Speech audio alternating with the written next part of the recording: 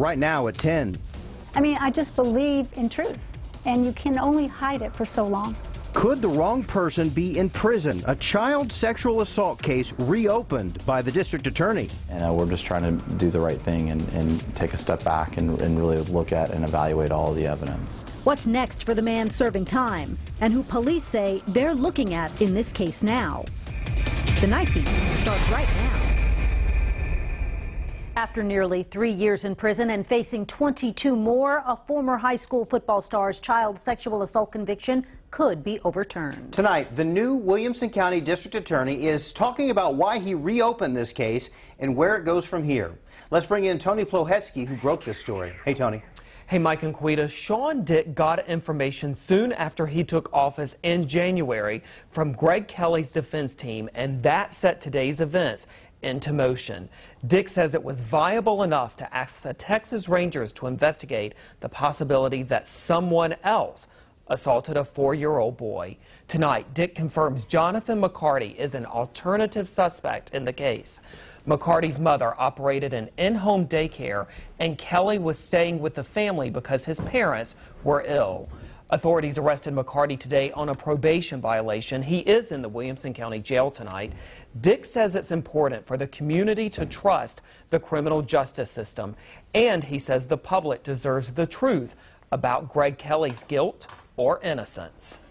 It's really important to me that this office is transparent and that the public knows that we're really trying to do everything we can to get it right. And a lot of people that have very strong feelings about this, and we're just trying to do the right thing and take a step back and really look at and evaluate all of the evidence. A newly unsealed court document says that cell phone technology shows Greg Kelly was not living in the house with McCarty, whose mother was operating an in-home daycare center at the time of the crime. It also says that McCarty had images of naked young children on his computer and his cell phone. Tonight, we know that a Williamson County judge has set a hearing for Kelly the first week of August. She will decide then whether Kelly could be released from prison on bond. A big decision for the DA is whether or not he will contest that in any way or how strongly. Quita? Tony, thank you. And again, we're emphasizing that new suspect, Jonathan McCarty, is in jail tonight on unrelated drug charges. He has not been arrested or charged in the sexual assault case. Williamson County jail records online show McCarty has been arrested and booked into jail more than a dozen times just this year. Most of the charges, possession of a controlled substance and another for having a prohibited weapon. So why didn't investigators look into McCarty sooner? And how does Greg Kelly's family feel knowing he was a close friend of their son's and never came forward? Joining us now is the Nightbeat's Chris Betts. And Chris, you spoke with Greg's mom today. I did, Quita, and you would think that they would be angry, but instead they tell me they feel relief. Greg Kelly's mom, his girlfriend, and his girlfriend's family never once wavered in their public support of Kelly's innocence. And today they feel like they are one step closer to getting justice. We caught this moment by accident. An emotional hug between two women who have fought for years to clear Greg Kelly's name. There was absolutely no doubt in my mind that he did it. Tracy Anderson's daughter, Gabri, has been in love with now 22-year-old Kelly since the 8th grade. They've stayed together through all of this. And he has changed her life, too, for the better. I mean, she's just become this young woman, a woman of God and a woman of faith and a woman that just is not afraid to stand up for what's right. She's not afraid. Hundreds of people stood up for Kelly when the accusations first began. We still believe that he's innocent. Family friend Pamela is one of them. We knew that the physical resemblance between Jonathan and Greg. Jonathan McCarty was a close friend of Kelly's, and it's hard for the family not to feel some anger toward the man police are now investigating for the very crime Kelly is serving time for. Betrayal. But as a man of faith, he's just this light in a very dark place. Anderson says Kelly believes there's a reason this has happened. He's in there to change people's lives, and every time we visited, there would be inmates going by saying, this guy right here, he has changed my life. Changed my life. Now they hope to see his name cleared and Rosa Kelly's son set free. Yes, but we made it. Yep. Stronger than ever, that's for sure. And for sure, with the grace of the Lord, yes, we are here. Kelly's mom tells me that he has been working on his associate's degree while in prison and has a full scholarship offer to a Christian college in California if and when he's set free. Thanks, Chris. Kelly has always maintained his innocence. In a jailhouse interview with KVUE in 2014, he talked about a plea bargain he turned down before his trial. You just have the wrong guy. Bottom line, I'm sorry, but you just have the wrong guy.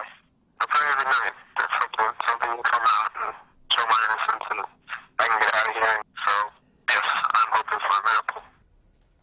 Now here's a look at how Greg Kelly's case unfolded. He was arrested in August 2013. Over the course of the next year, prosecutors offered him that plea deal that would have kept him out of jail, but he refused it. Kelly went to trial in July 2014 and was convicted of super aggravated sexual assault of a 4-year-old boy. The sentence, 25 years in prison, no chance of parole. Kelly was then transferred to Huntsville, where he remains in prison now. One of the questions we had was how hard reopening this case could be for the young children involved. Sarah Reese with Safe Alliance says there are a lot of factors involved, but there's bound to be an emotional toll. When something comes up again, too, it can definitely be a reset button. It could be a trigger. It might bring somebody back to that time again, and they might respond accordingly as if they're in danger, as if things are unsafe again. So Reese says in these situations, making sure young children know that they're being supported and that they are safe is the best way to help. Several high-profile criminal cases have come into question in Williamson County, the most notable Michael Morton. He was released after sitting in jail for 25 years for the death of his wife, Christine. Then there is Rex Nisbet and Crispin Harmel. Nisbet was also convicted of killing his wife. His appeal is still underway, and Harmel's murder case ended in a mistrial. A judge ruled prosecutors withheld evidence. And there's going to be a lot of information that unfolds in the coming months, and stay with KVUE for the latest details. You can follow along on the KVUE News app. High temperatures in the 90s this afternoon. A gusty south wind feeding in extra humidity. You can feel that muggy air this evening. Temperatures cooling out of the 90s. We're in the 80s in most spots, low 80s right now in Austin. A measurement of moisture in the atmosphere. This is a look at dew point. We're starting to get to an oppressive stage of the dew point as we get a little bit closer to the 70-degree mark. Heat and extra humidity means dangerous heat index values for tomorrow and again on Saturday. All that heat humidity meeting up with a front late in the holiday weekend means chances of thunderstorms on the rise. Lots to get to with your full forecast just a few minutes away. Thanks, Albert. Federal investigators are now looking into Jared Kushner, the president's son-in-law and senior White House advisor, in the Russia probe of the 2016 election. According to the Washington Post, the FBI is looking into meetings Kushner held with a Russian ambassador and banker in December. Reports suggest he is not a target or central focus of the investigation and has not been accused of committing a crime, but say he is, quote, significant focus. The Texas legislature could finalize the state's budget by this weekend. Today, the House and Senate reached agreement on the budget for the next 2 years at nearly $108 billion. If passed, it would increase funding to Child Protective Services by more than $500 million, adding nearly 600 new caseworkers. Other items include $800 million for border security and $4.2 million to eliminate the current rape kit backlog. Both the House and Senate are expected to hold a final vote this Saturday. Next week, Uber and Lyft drivers will hit the streets in Austin. The ride-sharing companies are making their big return after lawmakers passed a bill overriding local regulations. The Nightbeat's Brandon Jones joins us live to explain. Brandon. Well, Mike, you know, when Uber and Lyft left town, several ride-sharing companies kind of popped in to help people enjoy a night out. You know, Mayor Steve Adler even said that he is happy of how the city has kind of bridged in that gap there. Now the competition is back on. It's official. Uber and Lyft are coming back to Austin. Really excited to be back. It's been about a year since we left. People are really ready to ride with Lyft again. Both ride-sharing companies will have cars on the road Monday after last year's vote on Proposition 1. It required drivers in Austin to undergo fingerprint background checks. We know we have a lot of work to do to rebuild trust with the community and to re-engage and to make sure, you know, that we are a Austin company and an Austin brand. The statewide regulation would allow the companies to operate in areas they didn't before. I think everyone in Austin benefits when we have good competition. That's just a win for all of us that live here. But some don't see it that way. Anthony Wynn drives for both Uber and Lyft. I think there'll be some loyalty to the current crops of TNCs where they'll stay with who they're with. And that is what Ride Austin hopes. It's a nonprofit that began operating in Austin after Uber and Lyft decided to leave town. We were created with Austin values in mind, and so certainly from our perspective, regardless of what happens at the Senate and at the House, we believe that following the wishes of the Austin voters is important to us. Governor Abbott declined to say when he'll sign the bill. If he does, statewide regulations will go into effect September 1st. All right, so a couple of things to know tonight. These regulations would not require companies to fingerprint. However, they will have to have a permit and have a fee. We're live here in Austin tonight. Brandon Jones, KVUE News, Nightbeat. Thanks, Brandon. Lots of kids getting awards and certificates now that school is almost out, but a Houston student's parents are angry over the so-called honor their daughter received. And an encounter with an angry motorist sends Miss Black, Texas to jail. Why some say a high-profile driver abused his power. And you won't believe how one woman tried to stop thieves from stealing her car.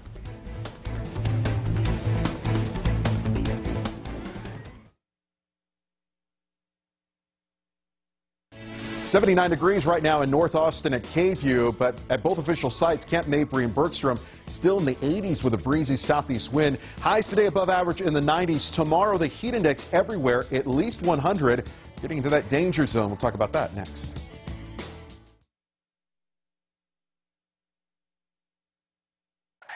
Some Houston area teachers are getting a failing grade for what they're calling joke certificates. A 7th grader was given a certificate that read most likely to become a terrorist on Tuesday. That was the day after the terror attack in Manchester, England. The district there, Channelview ISD, says the entire awards ceremony is under investigation and a number of teachers are being disciplined. And the general public is not finding the incident funny either. Allison says, quote, as a teacher, I find this inexcusable. If you don't love kids or what you do, then don't teach. Susan says school awards are not supposed to be a joke, and others say the teachers should be fired. A police chief in North Texas is on administrative leave after the arrest of a Texas A&M commerce student. Carmen Ponder, Miss Black Texas 2016, says she passed a vehicle that was driving erratically just before turning into a parking lot. She says the driver verbally berated her and cussed her out before she walked into a nearby store. When she came out, police were waiting, but not in uniform. Ponder claims the driver is the police chief and arrested her after she failed to comply with his orders. If that was not the police chief, would I have even gone to jail? And the answer is no. And that's wrong, and seems to be abusing the power that you have in a small town. The fact is that he gave her a lawful order, she didn't comply, and the only other thing that could happen is that person would be taken into custody. Ponder faces a misdemeanor charge for evading arrest. Meanwhile, the city says it's looking for an outside agency to conduct an investigation. A woman climbed on top of her car when a group of teenagers tried to steal it at a gas station. Look at that. In a Facebook post with the video, she says it wasn't the smartest decision she's made, but it was her first instinct. You can see after she refused to let go, the guy jumped out of the car and got away. She was finally able to get the car to stop near an intersection. Her phone, purse, and wallet were taken, but she is okay. Wow, okay. Not recommended. Wow. I was going to say, don't do that, please. Yeah. It was effective, I guess, but not the ideal way of doing that. Not your life. All right, so let's turn to the forecast now. Today, hot but breezy. I was going to say, today actually felt really, really nice. It didn't feel that bad outside today, but Albert tells us it's going to feel really, really bad out there tomorrow. Yeah, no kidding. Just starting with tonight's forecast, it was 2 nights ago that we had 40s and 50s across the area, dry air. We're only falling in the 70s tonight into tomorrow morning, 90s tomorrow, but the heat index is the big story in this forecast. A lot more moisture. That's going to lead to a lot more cloud cover, at least for the first half of your Friday. Low clouds in the morning, a little bit more sun in the afternoon, breezy south wind. There's the high 92. No big deal, right? But once we factor in the humidity, the heat index in many locations here across central Texas will be in that danger category where your body's a little bit more susceptible to both heat exhaustion and heat stroke. Maybe even a little bit hotter on Saturday, 104 on Sunday. And notice as we cool into Memorial Day into Tuesday, that's because rain is in the forecast. So really between now and as we head towards Saturday afternoon, it's all about the heat. It's all about the humidity. A small chance of thunderstorms out west in the hill country on Saturday night. But overall, we're focusing in on a change of the weather pattern as we head towards Sunday evening and Sunday night as a front moves in as we head towards the second half of your Memorial holiday weekend. The front will stall over the region, and that means rainfall, some of which could be on the heavy side Sunday night into Monday. Additional showers Tuesday, Wednesday, Thursday of next week. We're going to have to keep an eye on the chance of severe weather Sunday night and the chance of flash flooding as well, something we're going to monitor very closely as multiple inches of rainfall possible across south central Texas. Now, the last rain we had back on Tuesday, this is Pflugerville, 1:30. Approaching the Pecan Street exit, Anthony Porter taking this photo with that clouded ground lightning strike. This was the thunderstorm that produced hail in Round Rock, produced hail and also damage in Elgin. And we're finding out new today from the National Weather Service that same thunderstorm did indeed drop a tornado, low-end tornado, EF0, 85-mile-per-hour winds to the north of Elgin, only on the ground for 2 minutes, but enough to cause damage to a home and also barns. Also getting reports that cattle and a bull lifted and then tossed to another pasture. Just unbelievable. Molten high count for tomorrow. Your allergy forecast from the KV Storm Team found every day in the Statesman. So clouds and moisture on the increase. 74, that's where we're going to stop tonight. No fog tonight because that south wind will allow mixing in our atmosphere. Clouds in the morning, partly sunny skies in the afternoon. 92 for the high, but once you factor in that humid air mass, it's going to feel closer to 105 here in Austin. It's still 88 in Laredo, 77 right now, Houston, 83 degrees in Dallas. Here's a check of the extended forecast. So the first part of the extended forecast, heat and humidity, breezy south wind. By Sunday evening, a chance of thunderstorms. Again, we're going to have to keep an eye on a few of those thunderstorms on the heavy side. And with that front stalling out over the region, scattered showers and storms linger Tuesday, Wednesday, Thursday. So first couple of days of June, a little on the wet side. We need some rain to kind of make up for a deficit over parts of the area, so we'll take it. We just can't get over this this visual of a cow and a bull being lifted pulled up and put into another pasture. Yeah, 1,500 feet. Yeah. Yeah. And they're still alive. They're okay. That I don't know, Frida. We'll have to verify that tomorrow. Okay. Well, they have a bit of trauma, but they're okay. Yeah. But anyway, it shows you the power of those storms for sure. All right, thanks, Albert. Celebrating the true meaning of Memorial Day, why some are willing to carry the load this holiday weekend.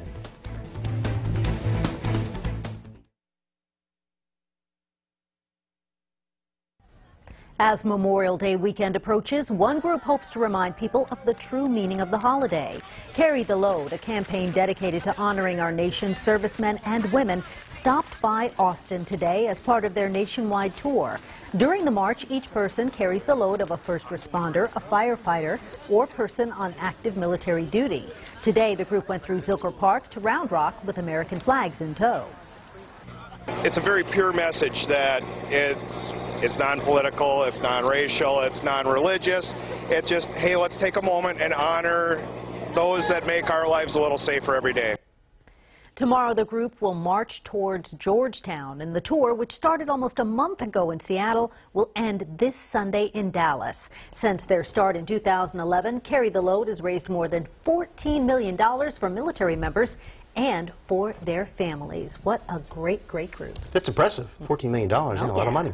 All right, so I didn't know, LeBron, James, not... I love this. It's all about social media. If you look on social media today, look on the internet, LeBron James is sick. Sicker than he's ever been. Well, he overcomes illness to get to the finals again. We're going to talk about that coming up. And how about the world of golf? Jordan Spieth has the bogey train, but can he get some birdies too to help out when KVUE returns?